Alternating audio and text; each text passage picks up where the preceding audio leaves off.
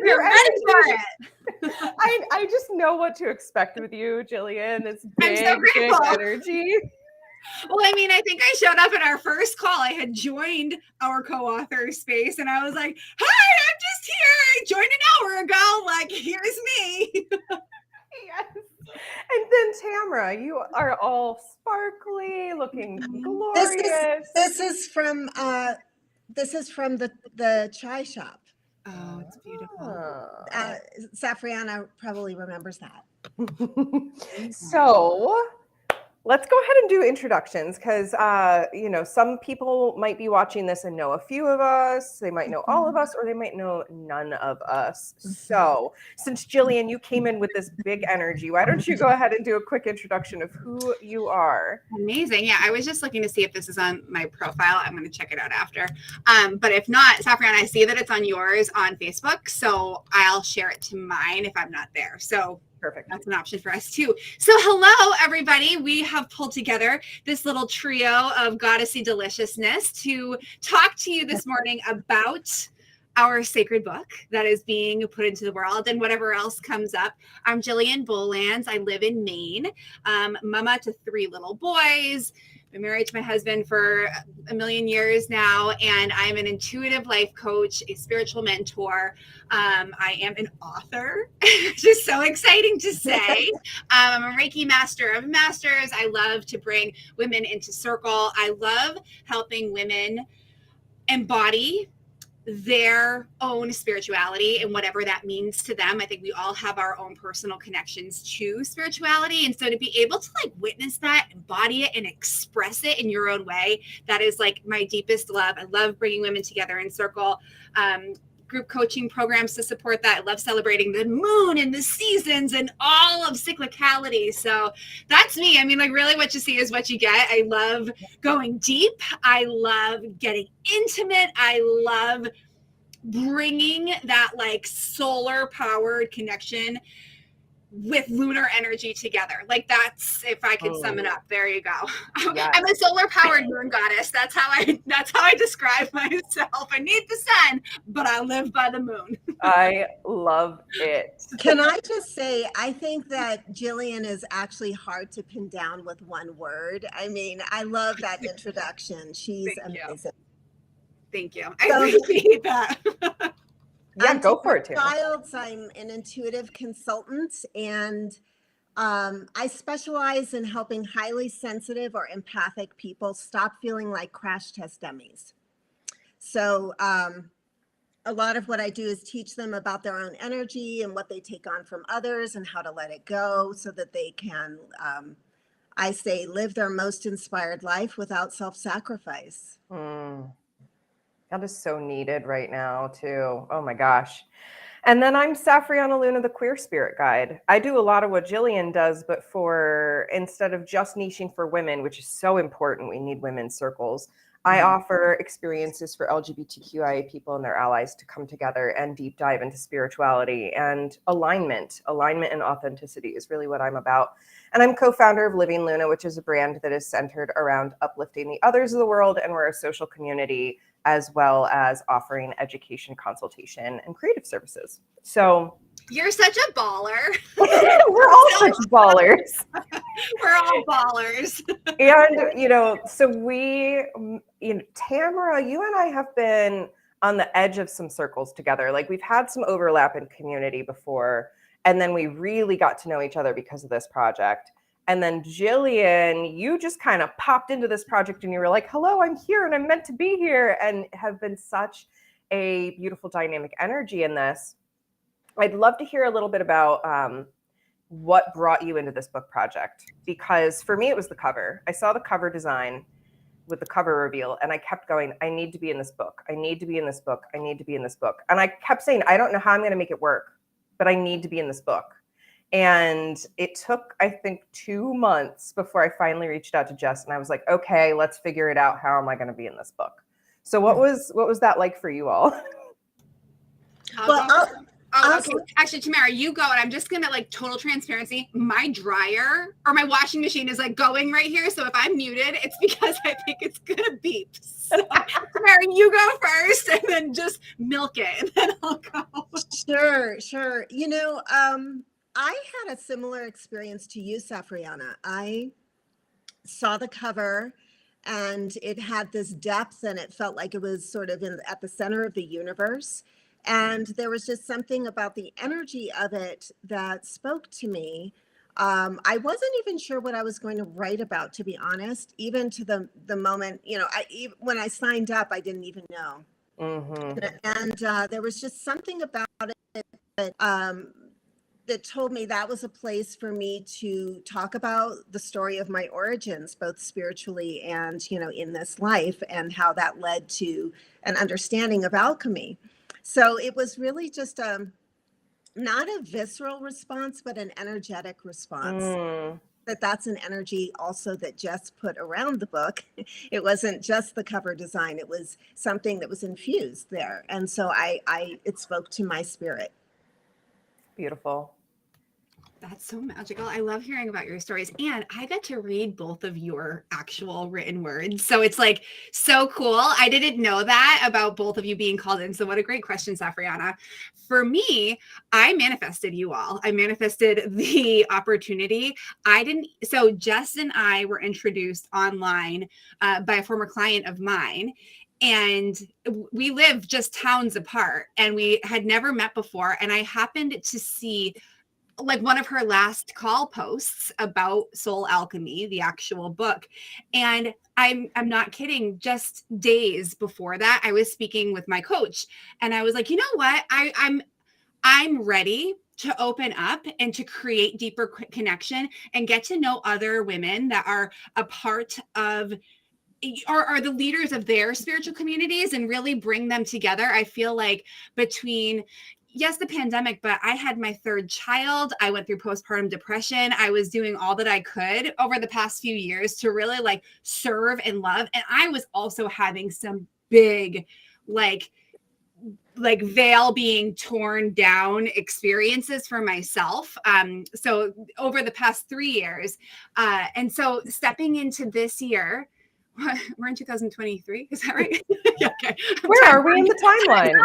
But also I know that for the past few years were tricky.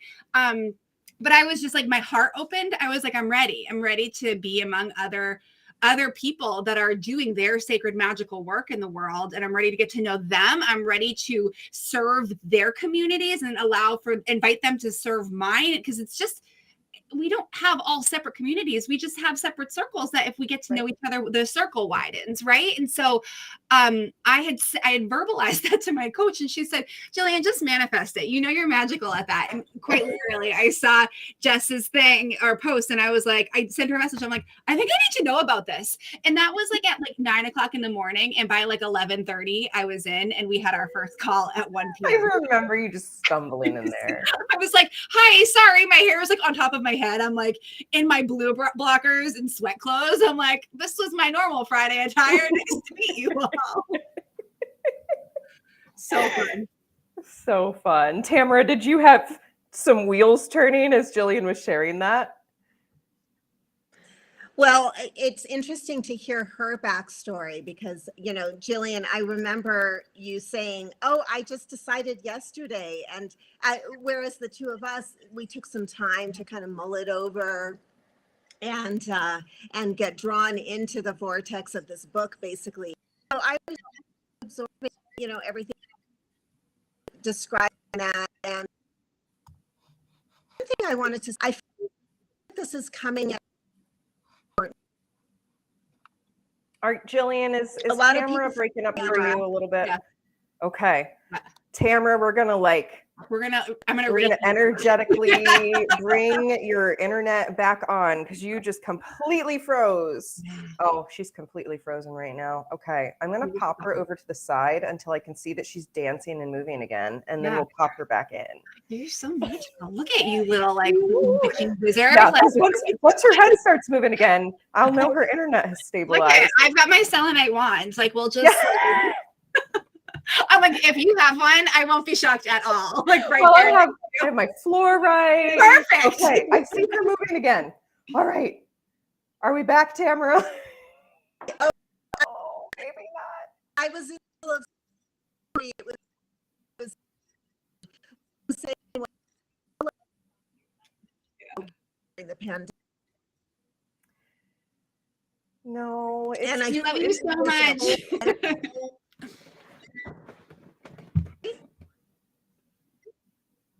I think I can hear a little bit of what she's Yes. saying about it being the right time in the pandemic, which I totally agree with. Yeah, I just want to be able to hear her. I know. I know. I'm popping her over to the side again so she doesn't have to be like, oh no, my face is stuck in an interesting pose. That's how I always feel with every screenshot. Let me ask you, Safrianna, how do you feel? So we know what got you into the book and like the depth of connection that you had to it leading up to it. How do you feel post writing it, like having the thing in your hand? I won't reveal it until we all can, but like having the thing in your hand, how do you feel? Because your words are now not only out of your fingers onto like a Google document, they're in a book. How do you feel about that? I mean, I feel really excited about that. Yeah. I have just been, okay, I don't know if Tamara can see my message. I'm trying to DM her and be like, hey, do this thing. It feels like this one feels more energetically clear than any of the other ones. So I've been in several multi-author projects. Right? Yeah, I've been in a book with Jess before. And it was really juicy for me, that first book, because I'd never told any aspects of my story, and like literally at all. And I was like, I can't do this. I can't do this. I can't do this. Yeah. And I had to work through all the energy of putting my story out there. And then with this book, this was my third book. It really was like, oh, I'm fine with this now. I'm fine with the energy of putting myself out there. I'm fine with shining. I'm fine with showing up in this way. So it was a very different, and these books are just about a year apart. Right.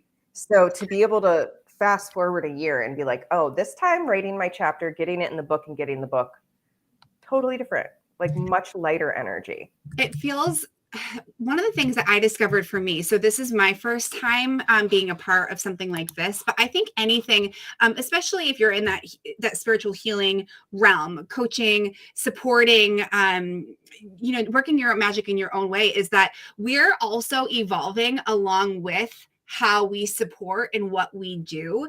And I think it is so cool to just be able to almost gauge our growth and where we are based on either what we're creating, how we feel when we're creating it, and just seeing the evolution of our work, because it's happening simultaneously as we support other people. And I just think that is so powerful and a testament to the fact that we're doing it too, and doing it in our own sacred way.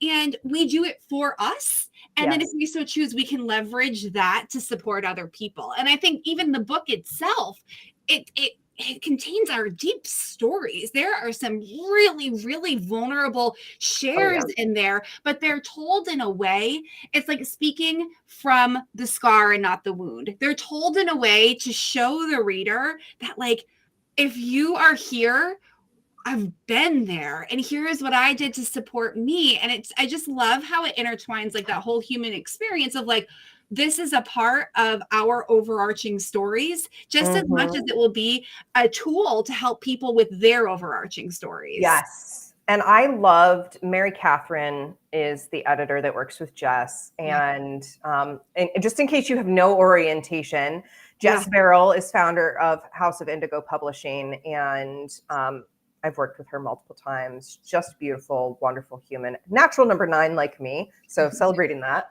And Mary Catherine does editing work with her in her workshops. And I remember with my draft for this chapter in this book, I had sent it over to Mary Catherine, was pretty excited about it because I hadn't had a lot of that energetic stuff that I did in the first project. So I was just like, here's my chapter. I read it. I'm really pleased with it. And I sent it over. And I didn't have as many edits this book. because I was just more confident with using my voice. But also she mentioned that she was like, you are coming in from such an empowered place in this. Like I can tell my chapter does not, like, I don't trauma dump. Yeah. Because I don't believe in that. Yeah. Unless someone says, here, please unpack all of your stuff with me. Yeah. Yeah. But there are a few sentences peppered throughout my chapter that really are like, this was the trauma. Like, here it is. Yeah. And I'd never written about that in any capacity before. And I think that I'm seeing that collectively now, right? Now there is this time. I think this was what Tamara was trying to say. It's the right time for people to receive these messages of like, you've lived a life that has been hard and full of obstacles, and you are allowed to be empowered in them. Right. Right. You are allowed to be empowered even though you've been through all of these things. Yeah. It doesn't mean you're broken. It doesn't mean you're wrong. It doesn't mean you're bad. It doesn't mean you deserve it. It just means that you went through that thing. Yeah. What are you going to do with that, right? Very exciting to have this volume that, I mean, I haven't read every chapter in it yet. Oh, Tamara's listening. She's trying to get back on. Hey, girlfriend, we love you. Come back. Well, to your point too, Safrianna, having read your words, you had some moments in there that it made the reader go, whoa. And then, but I didn't feel stuck in it. I didn't feel like I was being taken out by it. I was just like, oh, other people have shit going on too, or that they've gone through too, you know, and what's next? Because there was always a beautiful invitation, almost like a hand extended, like, okay, now come with me because we're going to move through that. Yes, that happened to me. And let's see where I go next. You know, it's like, it's almost, okay, I'm just going to totally like lighten it right now. It's like in Finding Nemo when the little squirt, when the little turtle goes out of the current, and Marlin, Nemo's dad, is like, oh my gosh, but the turtle's dad is like, wait, let's see what little squirt can do. It's almost like you have that air of like the dad turtle, Crush is his name, and you're telling the reader that they can trust themselves because in fact you do make it back in to the EAC. Oh yeah. And that's, I mean, there were times in my life I didn't know that I would make it back into any sort of peace or stability or whatnot. And my whole human design, a lot of my astrology, my natural number is really about holding space for people to know they can walk in their power. Yeah. To know that it's an option. And it's, I never want to be like, I did it, so you can do it. But like, people will react that way to me sometimes when they do know the depth of my story and what I've been through. Because I mean, if you look at like the wheels of violence, there's, you know, a lot of resources out there, Wheel of Violence or Trauma Wheel. Yeah. I've experienced everything on that wheel except for like war in my backyard. Yeah. Right. Like, and that happens in many people's backyards, unfortunately, but being, living in the United States at this time, I've never experienced living where there is war outside of my door. Gang violence, yes, but not war. Everything else, yeah, I've pretty much gone through. And I'm like, when I used to tell people some of it, then they would treat me differently. They'd be like, well, how are you functional? How are you not broken? And I'm like, oh my gosh, okay, clearly that wasn't the right approach to share with people. Tamara might be back, and it looks like her network connection is 10 out of 10 right now. Let's hope that's true. We're bringing her back in. Fabulous. Welcome back. Welcome back. We missed you. Oh, I know I missed a little of the conversation, but I was hearing Safrianna just talking about gang violence. Were you talking about that? Do you want to finish your thought? Yeah, I was just mentioning, like, we were talking about how empowering our chapters are in this book, and just how, like, I've been through every type of violence except for war in my backyard. I've you know, had gang violence happening around me, but not like, you know, what's happening in Ukraine or what happens in the Middle East all of the time, or, you know, literally turf wars and stuff that happen for people. I've never lived through that, but I've pretty much lived through every other kind of trauma. And this book is really a testament, I think, to many people overcoming various traumas and being able to stand in their power on the other side and receive these sacred divine downloads or messages that say you're going to be okay. You can move forward. So yeah, Tamara, thank you for letting me finish that thought and reorient you a little bit. Well, and I want to just add that I feel like trauma is something that was not a word. My 83-year-old mother has just begun using that word in common conversation when we discuss certain situations or family dynamics. And she'll say, well, I think that might be trauma. Now, that was never a word used years ago. And I think that there's a healing space that we're moving into collectively where people are allowed to talk about things they've been through that have caused them to feel fragmented. And then we have the tools to bring people back into wholeness with who they are. So we're not doing like a spiritually bypassing, like, oh, you don't feel that way, don't talk about it. Right. We're embracing all of ourselves. And I think that that's another piece of soul alchemy too. Absolutely. So beautifully put. And we're inviting people and we're calling people in to do this work within themselves with this book. And to really be able to open themselves in a way to receive this healing in a way that we've never been able to collectively do before, because we couldn't even talk about the trauma. That's, your mother, bless her, for finally finding the vocabulary so that she can process some things, hopefully, before the end of her life. Well, I mean, think about all the generations that have spent their lives somewhat numb because there was nowhere to go with pain. There was nowhere to go with, and then, I'm a different generation than you girls. So like I grew up with, some really extreme forms of people trying to get into their emotional and out of the numbness. So there was something called reevaluation counseling that is still around, or co-counseling, where it was invented by Harvey Jackins and taught to people. It was sort of a hippie thing where people would say, okay, here are the ground rules. Now everybody, get some pillows and then, beat on the pillows and create space for that person to have their 2-year-old tantrum. And, it was a little wonky because this was a grassroots thing. This didn't have like confidentiality. It's not like, anything, this was a 70s thing. And so I, as a little kid, grew up with, the adults around me who grew up in this very like stiff 50s, upbringing. They were like beating pillows and, for the first time in their lives. And I think we've evolved a little bit since then. And now we have a more elegant processes to help people. I mean, hey, whatever works, I guess, but did it work? I don't know, right? Actually, their release was my trauma. Let me put it that way. Yeah, that's a really good way to reframe that. Like maybe it worked for them in some capacity, but I don't think it really works if what we're doing for ourselves does harm to others, right? Mm-hmm. Because then it's not compassionate. It's not compassionate if it's not compassionate for all. But the compassion has to start for ourselves first. And if someone doesn't know how to access that, then yeah, they're probably going to do harm in their attempts to emotionally process. Well, I think it's an evolutionary journey, though, because I think where we are now is so different than where people were then. It's just a different time. And I think people are more, they're more attuned to the subtleties between people, how another person might feel when they're accessing whatever that's going on with them. Right. Yeah.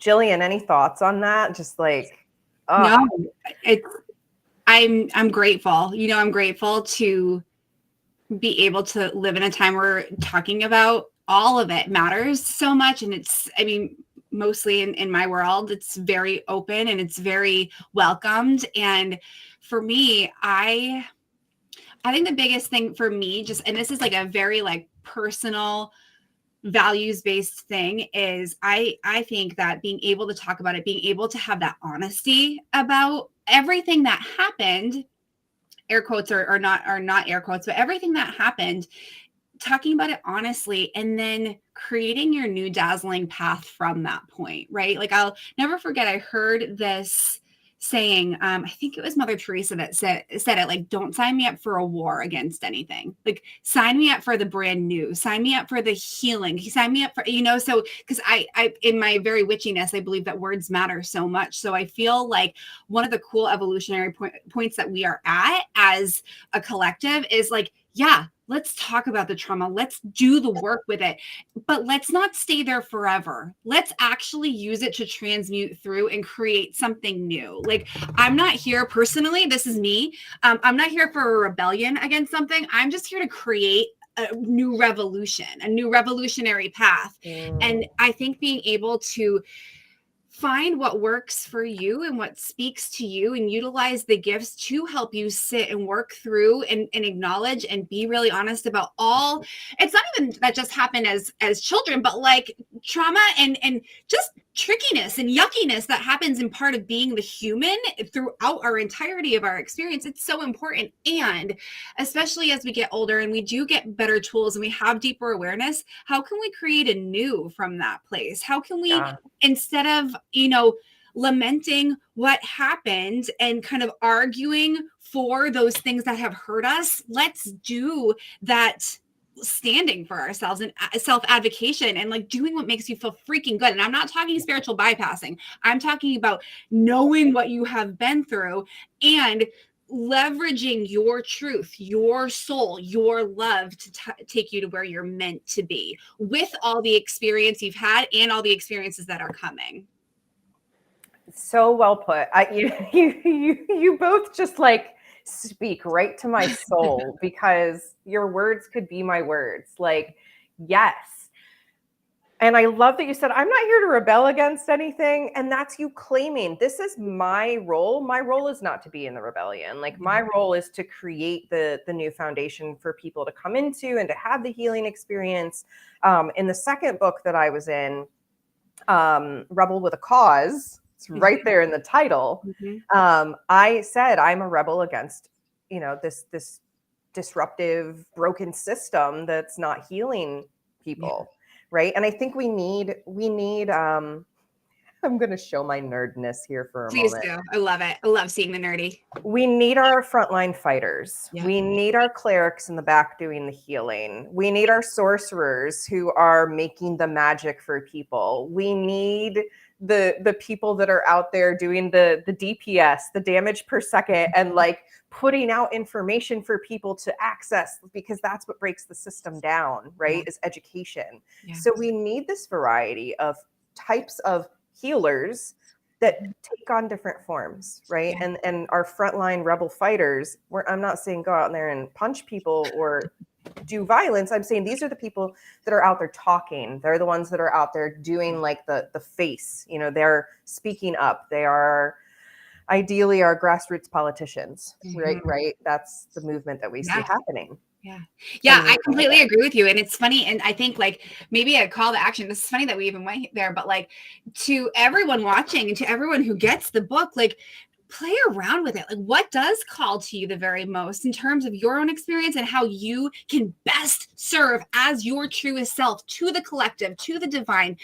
What does call to you? Because I will tell you, I have tried to play the rebel and I have gotten visceral and energetic feedback that that's not for me. And there are other people that are quite literally designed to take up that sword, take up that action, I'm like, that's just not me. And that's okay. And so I love that we have a collective of 3 of us here and, 12 of us with the book and then hundreds and thousands of people who will get the book and hear the messages. And it's like, oh, right. What is truly of me, of my soul's calling, doesn't have to be compared to anyone else. And in fact, if I just do what I'm here to do, I do impact. I am a part of that greater army, that greater collective, that greater, oneness. Like that's what feels really lovely to me, is knowing that though it may be different than other people and the same as other people, my version of it matters. Your version matters. Tamara, your version matters, right? Like it just feels so lovely to know that like, yes, I'm being true to myself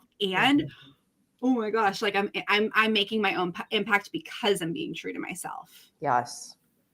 Yeah.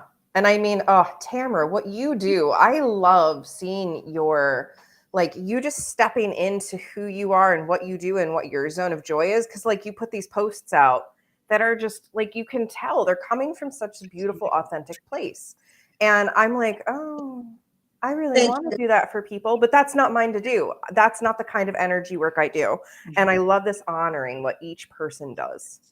And I think that there are different types of courage, and that people possess different types of courage based on their heart's desire and their path and what lights their soul up. And also within each of our lives, we have different moments. Like, I spent a lot of my early years really, really angry, really angry. I just was just because of some things that happened in my life. And I had to kind of work through that. And I'm not in an angry phase anymore, but I am feisty. And so, but my clients always say, oh, you're so gentle, but you make all these changes happen with me, but you're gentle with it. So it's funny. It's like, but I retain the feistiness. And I think that whatever your personal energetic qualities are that you bring in as a soul are useful in this time to break free from all of the barriers that are holding you back from your authenticity.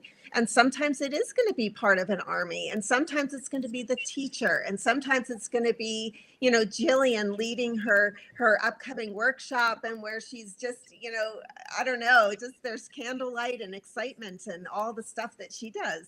So, I mean, it's really, I just would love for people to access more joy, and whatever that is for people, and get out of like, there's a sort of a collective numbing that has been going on for such a long time. People are overwhelmed. There's stuff being thrown at them. They have information overload, and there's a lot of numbing going on with pharmaceutically and all kinds of ways, because people are shutting down. They're like, I can't deal with life anymore. Right. So much, yeah. Well, we're getting more information now than we ever did because of these things, right? We have access to so much, and some of it's not good. I mean, some of us were around before those things were invented, and believe me, it is a lot. And so I think I just would love for people to be able to distill and come into the core of who they are, and just do their bit of joy. Like the chickadees that I watch outside my window, they've got their own shtick, and they do their thing, and then my dog does her thing, and then each of us does our thing. Yeah. The uniqueness, in my spiritual beliefs, if I get really macro for a moment, I think we're all just God. I think we're all just like here trying to try as many things on as we can. And some of us have forgotten that we're God. And when we forget that, I mean, we traumatize each other, we hurt each other, versus when we know our inherent worth, our birthright, our inherent energy, the essence of our soul that can never be destroyed, right? We literally have, this is where my background as a trauma therapist comes in. We literally have parts of us that protect our soul, our essence, from being damaged. That's why we have personalities. And so if we're able to just step into that self energy and remember, like, oh yeah, I'm a part of this big picture. I'm a part of everything. And I'm meant to just follow joy and to create and to be and to play in this realm that has been provided for us to play in, right? Like Earth has, as I look over and I see my giant amethyst, like Earth is meant to be enjoyed, and the beauty, right? I just want to hug this. I know. Can I borrow that? I would like an amethyst hug. I have my this disc with me. It's always fun to do a show and tell, but this is because we all grab crystals. But yeah, like life is here to be. It's beautiful. There's so much beauty in this planet and the life that is offered to us. And yeah, like it's very easy to get disconnected from it. My chapter is called Becoming the Butterfly. And I talk about the 3 stages of a butterfly. You've got your caterpillar, which is eating. Then you've got the dark night of the soul and the chrysalis, and then you have the breaking free. And our caterpillar stage, generationally, has not been great up until maybe this point, right? Like we're starting, the gentle parenting movement. Thank God Mhm. that we are starting to have parenting movements where it's like, no, you can let your kid explore their autonomy and their authenticity. You don't got to yell at them. You don't have to freak out on them. You can actually talk and process. But most of us didn't grow up with that, right? Our caterpillar stage was a lot of trauma. And so we have to recreate ourselves after that, or we get stuck. Mhm. And I love that. I love that. Yeah, it's and I think that just using that analogy, Safrianna, of moving through that crazy morphing metamorphosis stage, you know, how do you do that by yourself? And I think that this is such a time for guidance and for receiving support and for understanding it's okay to receive support and to not put yourself on the back burner and tough it out. Like this whole thing about toughing it out, you know, I grew up with that. And I think that we're in a time where first of all, we don't have to tough it out because there's so many, you know, illuminated souls around us that are wanting to support and can take people through, you know, therapy and beyond. So this is the new way. And I think this book is so much a piece of that. I'm so excited too about the workbook. I don't know if you mentioned it while I was popped off. But no, we said we wanted to wait until you were back to actually show our advanced author copies. oh, shall we do that? Yeah. Good. Okay. So these are our advanced author copies. The launch day is May 24th. We are right around the corner, friends. But look Ah! I don't have my workbook right now, but I have my book. well, I can't wait for you to get your workbook because it is stunning. It's And and it's also it's delicious. I Yeah. mean, it's going to be a thing that you can write in, you can color in. I won't describe exactly how, but you know, and it's full of deliciousness. Yes, it's cover to cover, it's delicious, and it's just a yummy thing for you to do for yourself is have this workbook taking you into yourself and exploring the stuff that you want to look at, you know, and sometimes I always say to clients, I feel like naming things can be very helpful because what it does is it separates you a little bit from that as a thought. And so you're like, oh, this is me, and that's that idea.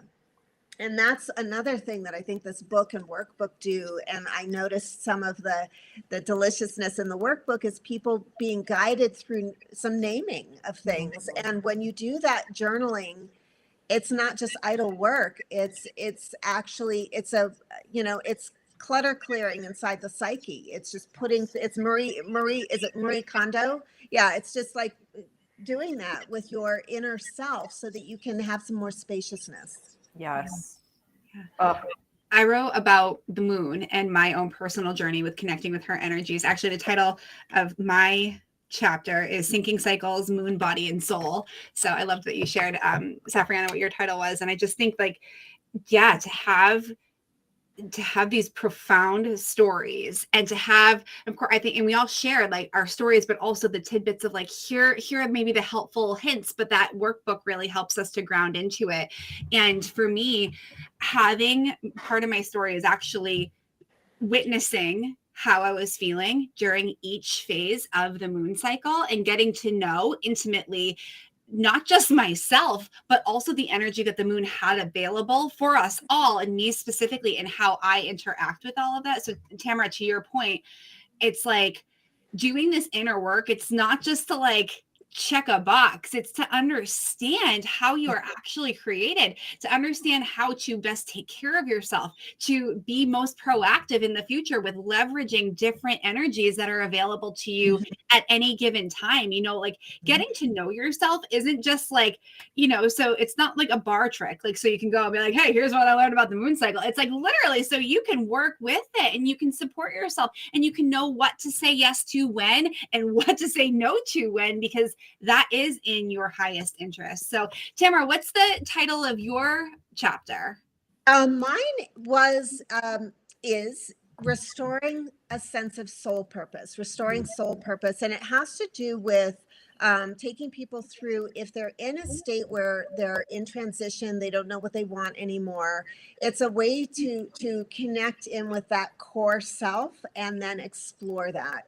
And I love what you just said, Jillian, too. I work a lot with astrological cycles and even like when to launch things and when to invest in things, when not to. And it is true that this is not like what some of us learned in school, or some of us had better schooling than others, but this is not just cramming for a test and, like you said, going through the motions. This is actually living information that can improve the quality of your life exponentially when you really start to understand you are in cycles all the time. You exist in chapters and cycles, and I always describe the way that we are taught is that we're like robots in the 24-hour workday, and we're just on, productive.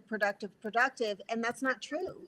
We have rest cycles. We have cycles where we have to let go of things. And women understand this innately because it Right. happens to us every month.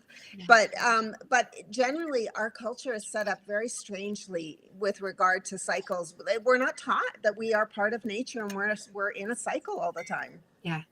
Life isn't linear. It's not linear.